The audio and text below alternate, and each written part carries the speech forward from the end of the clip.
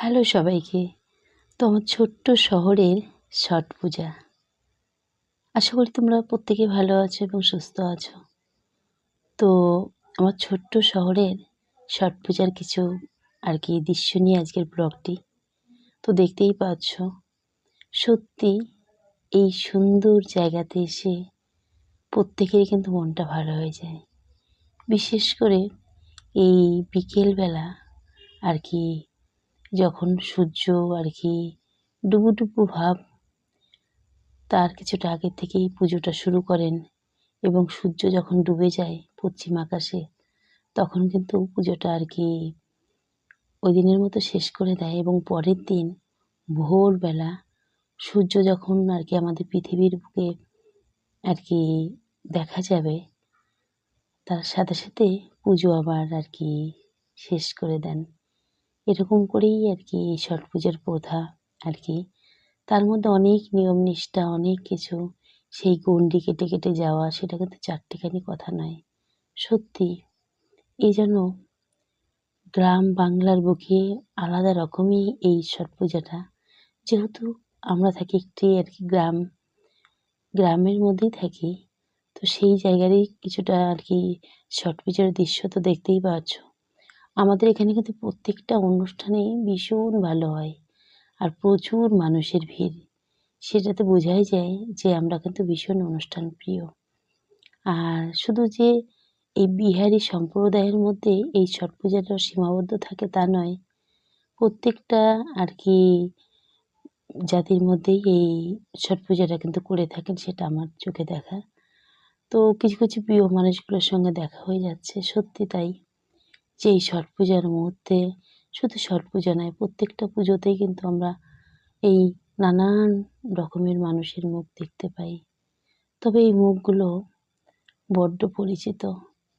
আর এই মুখ প্রতি বছর কত নতুন নতুন মুখ দেখতে পাই। কিন্তু আবার সামনের বছর গিয়ে এই চেনা মুখগুলোর মধ্যে না কিছুটা মুখ যেন আমরা আর কি সারা জীবনের জন্য হারিয়ে ফেলি।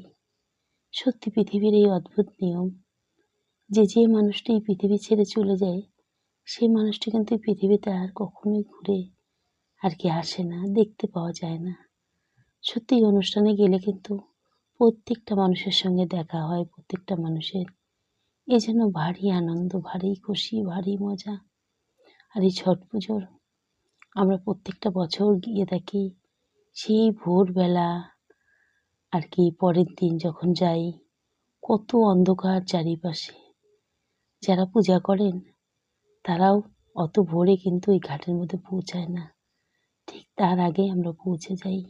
আমরা এই অনুষ্ঠানটাকে এতটাই ভালোবাসি। প্রতিটা বছর আমরা এই অনুষ্ঠানে কিন্তু অংশগ্রহণ করে থাকি। এতে কিন্তু অনেক ভালোবাসা, অনেক কি বলবো, অনেক কিছু লুকিয়ে আছে, সেটা ভাষায় প্রকাশ করতে পারবো না।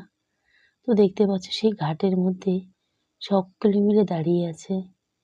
তারপরেই সেই ঘাটে এই জলের মধ্যে কিছুটা নেমে এই পরের দিন ভোরবেলা পূর্ব আকাশের দিকে সেই সূর্যদেবের আরাধনা করে এই ছট পুজোটা শুরু করবেন পরের দিন আবার। আর যখন সেই সূর্যদেবকে দেখতে পাবেন তখন ঠিক জল থেকে আস্তে আস্তে করে উঠে আসবেন। এটাই তো পুজোর প্রথা। তবে আমরা ঘুরে ঘুরে কিছুটা দেখছি। আর এখানে কিন্তু কমিটির থেকে নানান রকমের খাবার দাবার, চা, যেহেতু ভোরবেলা চা, নানান রকমের খাবার দাবারের আয়োজন করা থাকে। আমরা কিছুটা খেয়ে আবার সেই পুজো দেখতে শুরু করি। আর সবথেকে মজার ব্যাপার, দেখতে পাচ্ছ যে নৌকো জলের মধ্যে কি ভালো না লাগছিল দেখতে। সত্যি এই ছট পুজোর ঘাটটা যেন পুরোটাই সেজে উঠেছিল সকালবেলা। চারিপাশে ফুলে ফুল। তারপর কি সুন্দর দৃশ্য, এত মানুষের সমাগম, সত্যি মনটা যেন ভরে গেল দেখে। দেখতেই পাচ্ছ চারিপাশটা কত সুন্দরভাবে সেজে আছে।